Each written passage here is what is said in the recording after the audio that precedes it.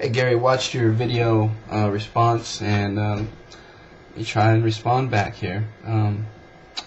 First, you started with life is suffering, and you had a real problem with that, and you said, we'll decide what the world will be. Suffering sucks. Suffering does suck. And the Buddha, nor Buddhists, believe that life is suffering. We believe that life is inevitably fraught with suffering. Life is inevitably unsatisfactory. That is the Buddhist position, and I don't think you can disagree with that. If you have an argument against that, I'd love to hear it.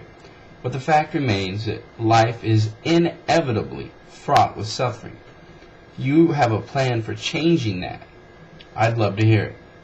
Maybe it's on the table. I don't think it is. Life is inevitably fraught with suffering. The people you love, the things you hold dear, will grow old, age, die, decay, and rot. It's a fact. You will suffer because of it. Buddhism isn't a pessimistic or nihilistic religion. The Buddha often spoke about the beauties of life and love and compassion, strong relationships. There's plenty to enjoy about the world. To harp on the fact that the Buddha emphasizes the fact that life is inevitably fraught with suffering is like complaining when a doctor points out that you have a certain illness. The Buddha treated our existential dilemma like a doctor would. He looked at it and he came to the conclusion that suffering is the universal human problem. And he set out to find a path to cure that situation. You said humans are born desireful, needful, hungry. Yes, the Buddha would agree with that.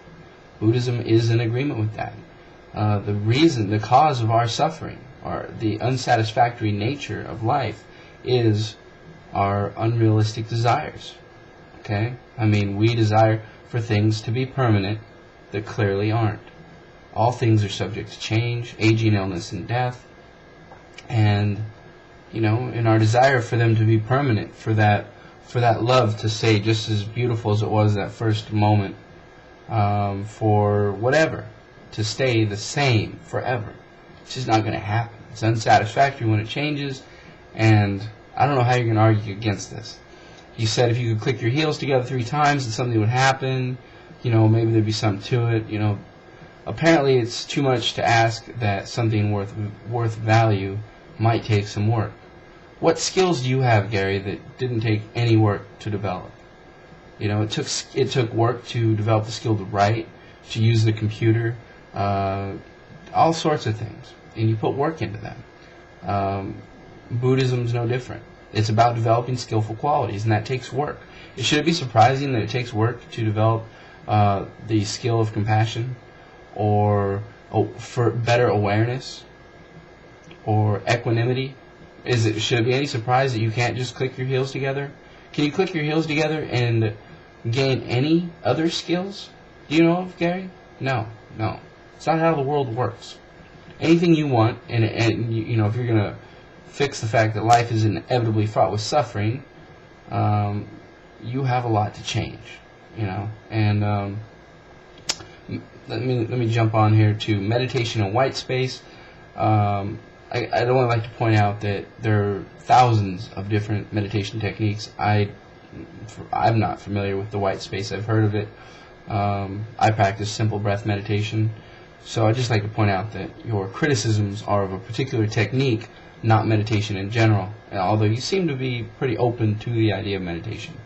And as far as it being to clear our thoughts, I guess it depends on who you ask, but from a Buddhist point of view, that's not the point at all. The point is to observe our mind, become familiar with it, and in doing so increase skills like awareness and consciousness.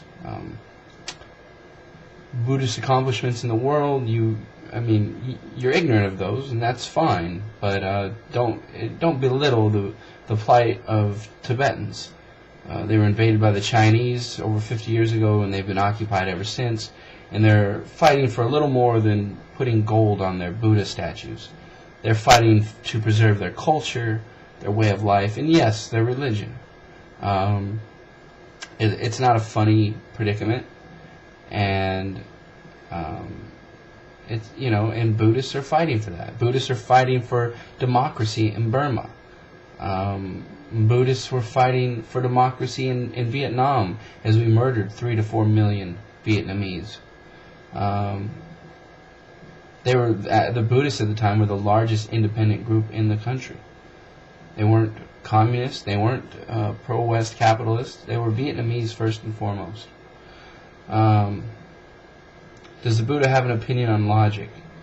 I can only surmise that you have no idea who the Buddha is, because Buddhism is arguably the most logical religion on the planet. The Buddha did not preach about invisible gods or souls or heavens that we need to attain,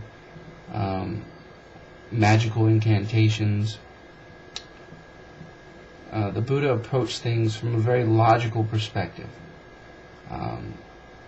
He didn't conjure up some meaningless creation story, and he encouraged his followers to be skeptical. His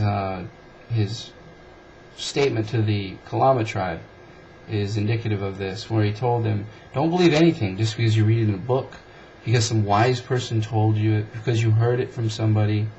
Only believe something because you put it to practice in your own life and you see that it has value, and the wise people you trust concur with that. Then and only then put it into practice in your life, believe in it, trust it. The Buddha encouraged skepticism.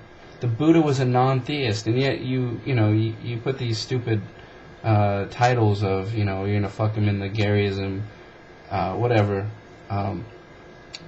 It's fine. You can be as disrespectful as you want, but when your disrespect is coupled with your complete ignorance of the religion, its history, and its practice, I think you do everybody a disservice. There's no problem with criticizing Buddhism, and we can do that. In fact, I think I should do it, because apparently nobody else is capable of providing a real critique of Buddhism. So that's my take on it, Gary. I would like to hear back from you. Peace.